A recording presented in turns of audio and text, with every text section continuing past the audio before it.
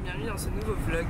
Nous sommes donc à Jeju et comme notre hôtel est un petit peu à l'extérieur de la ville de Seogwipo, on a pris un taxi pour aller jusque dans la ville de Seogwipo et rencontrer notre guide donc, qui est Barbara, qui est la guide Cap-Corée. Donc voilà, on vous emmène avec nous aujourd'hui. Bon, en attendant Barbara, parce qu'on est bien en avance, on se promène. Voilà, testage en direct des machines de sport dans les parcs. Attends, par maman. Ça va un peu trop fort là. Ça va trop fort. C'est ça faire du sport, hein. Je comprends pas parce que tout à l'heure j'ai essayé, il fallait que je pousse. Mais là ça va tout seul. Ouais. Bon, et comment ça s'arrête? Bon, je me suis fait manger par les moustiques, du coup j'ai acheté 2 sprays. Un pour quand on s'est fait piquer et que ça gratte, et un pour nous garder loin des moustiques. Mais je trouvais ça trop mignon le design. Il y a beaucoup beau. Hôtel Hayat. Il y a toujours plus beau. Au Maroc, j'en ai vu quelques-uns aussi. Voilà, les belles carpes koi. Ouais, les belles carpes koi. Alors en fait, elles viennent, tu vois, parce que tu peux acheter des graines là-bas pour les nourrir.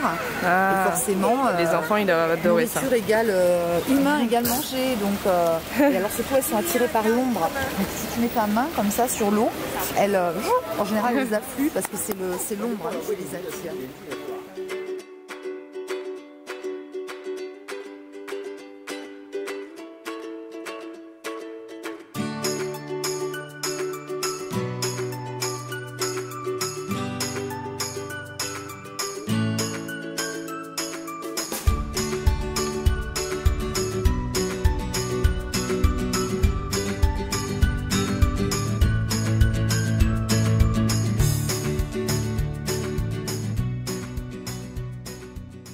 Ouais. Moderne. Et alors les petites statuettes de Jeju. C'est vraiment mystère, les petites statuettes. Ça pour le... Les statuettes qui ne sont pas toujours très petites, hein. Il y en a qui sont vraiment beaucoup plus hautes que ça. Alors, il en reste 300 à peu près sur Jeju. Celle-ci est une réplique. Pour les voir, les vrais, il y en a 4 authentiques en milieu naturel qui se trouvent à l'entrée du village de Songguk.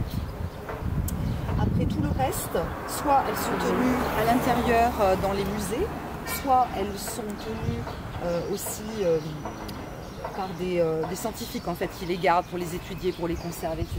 Alors ce qu'on sait de façon sûre, parce qu'il y a beaucoup de choses mystérieuses qui prouvent au sujet de cette Dola Rebang, ça s'appelle Dola Rebang, ça touriste, ça veut dire gentil grand-père, grand-père serein, grand-père débonnaire.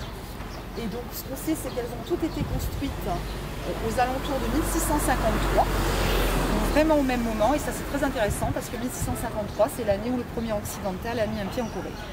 Donc c'était un Hollandais, il s'appelait Frédéric Hamel, et il a fait un naufrage, il a atterri Jeju complètement par hasard, et cette année-là. Donc c'est vrai que c'est curieux, et ce qu'on pense aussi, ce que les historiens, ce que les scientifiques pensent, c'est que c'est quelque chose qui vient de l'extérieur de l'Asie. D'abord parce qu'il apporte un chapeau rond. Alors le chapeau rond, c'est quelque chose qui est présent dans aucune culture asiatique. Hein. C'est pas le chapeau conique comme au Vietnam, c'est vraiment un chapeau rond comme les chapeaux de breton. Et ça, c'est pas du tout connu, ça n'existe pas, c'est pas recensé dans les cultures asiatiques. Donc la théorie la plus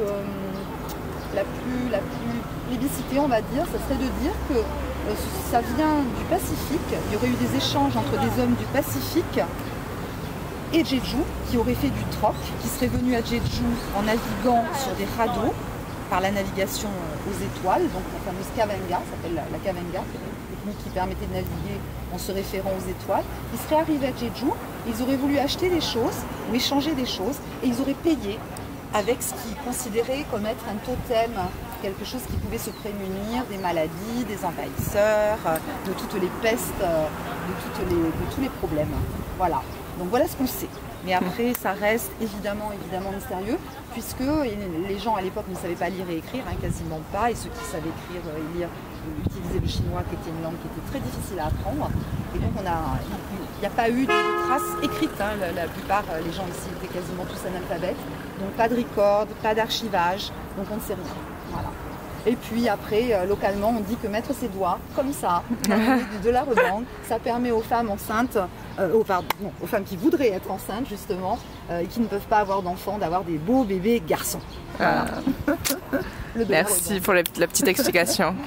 Merci gentil grand-père. Un magnolia double. Oui. Et ça sent bon maman? C'est délicieux. C'est très, bon. très léger, très Il y a plein de fin. pucerons dessus hein. Et j'ai mis le dé dedans. Bravo. Bon, Mais ça sent très bon. Les pucerons aiment. Apparemment il y a une poutre où on peut voir des muses à moitié nues. Et comme je suis curieuse et un peu perverse sur les bords, j'avais envie de trouver la poutre. C'est où? Bon, moi j'ai trouvé la poutre, elle est là. Et donc elles ont des gros seins. Donc c'est un peu étonnant pour la Corée. Et en plus sur une construction bouddhiste, c'est vraiment étonnant de voir des filles à moitié nues, voilà. Mais sinon tous les dessins sont vraiment jolis. Et maintenant on va descendre aux chutes de... J'ai oublié le nom. Chungcheon. Les chutes de Chungcheon, normalement c'est ça.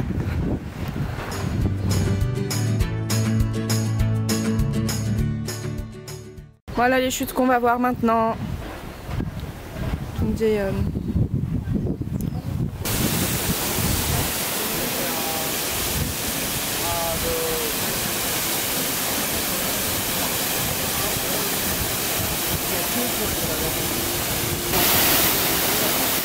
On a un nouveau copain. Sur 13 jours au mois d'août, super bien.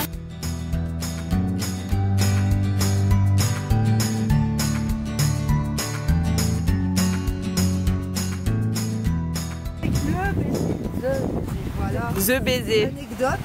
de Secret Garden. Anecdote. Ici, ils en sont à la 3e rustine. Tu vois, ils changent. Parce que d'autres Asiatiques, évidemment, que les dramas, c'est très célèbre en Malaisie, en Indonésie, au Japon, en Chine. Donc, quelquefois, certains jours, particulièrement le week-end, il y a des queues là, de touristes Ah, il y a la asiatiques. queue. Et elles viennent toucher là où l'acteur a mis sa Le main. banc, oh là là. Et tellement touchées qu'elles usent le bois. Et ils en sont donc à la 3e rustine. Ça, c'est beau, ça. fan mania. Hein. C'est de la fan mania. Très beau en tout cas. Ça me donne envie de le revoir. Voilà. Parce que j'ai oublié. Hein. Celui-là. J'ai oublié, ouais, il était bien. J'en ai pas vu beaucoup, mais celui-là, j'avais bien aimé.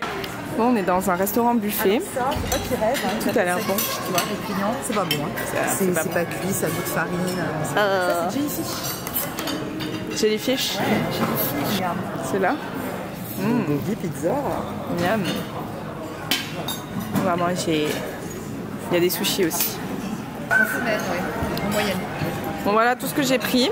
Donc, il y a de la pizza au bulgogi, il y a du bœuf, il y a des champignons, il y a un genre de tangsuyuk, là, le plat avec du porc frit et une sauce au miel, un peu de salade, des légumes quand même. Bon appétit. 2000 won par personne. C'est parti. Bon, on voit pas trop les colonnes de lave hein, parce qu'il fait pas beau du tout. Ah, un petit peu là-bas, maman, regarde. Tiens, on va voir. Si, là, on voit bien la forme particulière qu'a pris la lave en sortant et en se rafraîchissant avec l'eau et l'air. C'est spécial quand même, hein, t'as vu? C'est incroyable, hein. Bon, s'il y a des courageux qui veulent récupérer les sous, hein, il y a de la thune, il y a de la thune. Là aussi, on voit bien hein, les rochers, la forme qu'ils ont. C'est vraiment impressionnant.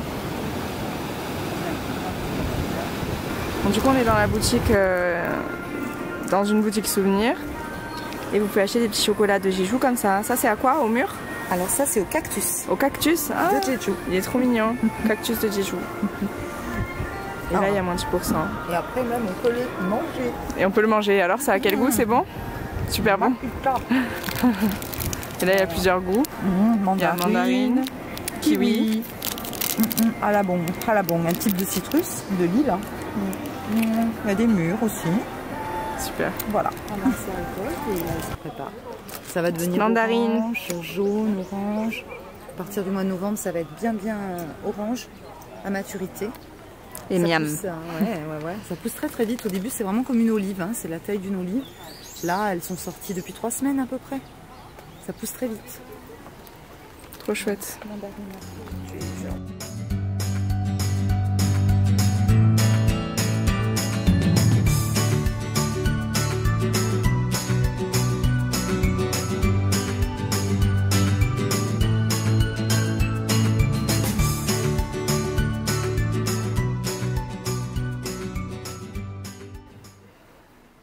Il y en a combien? 100?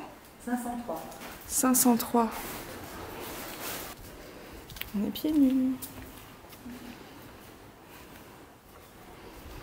Trop joli.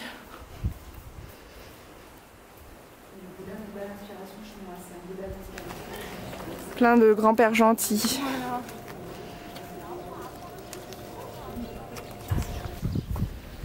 Ah ouais.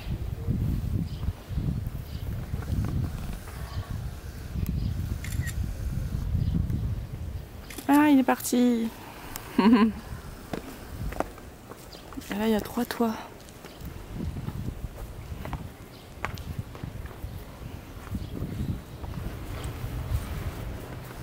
Magnifique. Alors, dans la plupart des temples, on n'a pas le droit de filmer ou prendre des photos à l'intérieur, mais ici, ils autorisent. Du coup, voilà.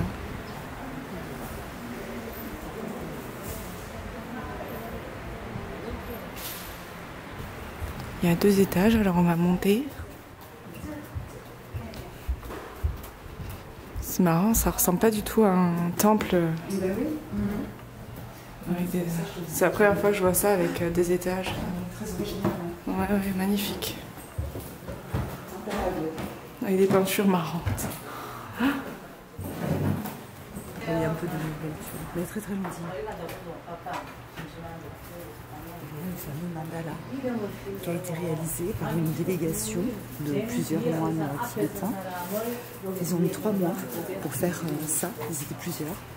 Donc ils ont démarré avec des petits tas de sable, comme ça, tout autour, et avec une paille, en soufflant, grain par grain, ils ont formé le motif. Impressionnant. Ouais, impressionnant. Et normalement, au Tibet, après, on sort et on laisse le vent envoler tout ça, détruire tout ça. Ça vient signifier que tout est... rien n'est immuable. Donc bien sûr, ici, ils ont voulu le garder, donc ils ont mis une plaque protégée. C'est incroyable. Donc, le sable est volatile. Hein. C'est pas collé. Dernier étage. Encore un système. Les offrandes. Encore un système. Encore un système d'offrandes. Et tous les petits Bouddhas ont été sculptés dans une vertèbre de bœuf. Dans une vertèbre de bœuf? Oui, donc un Bouddha, une vertèbre. Waouh, ça fait beaucoup de bœuf. Et là, on a une jolie vue en hauteur. Très beau.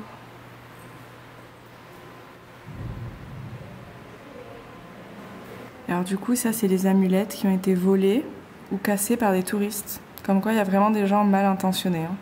Oui, elle est là. Elle est là, à la piscine. Voilà. Et là, tu as C'est un super... tu vois, ah oui, il y a le te petit faut bar. Jusqu'à 23h30. Ouh. Le petit bar avec des petites grignoteries à la coréenne. Super. Voilà, voilà. Donc ça, je précise dans ma vidéo, c'est l'hôtel Cap Corée pour ceux qui viennent à Jeju. On ne dira pas le nom, il faut contacter Cap Corée pour savoir.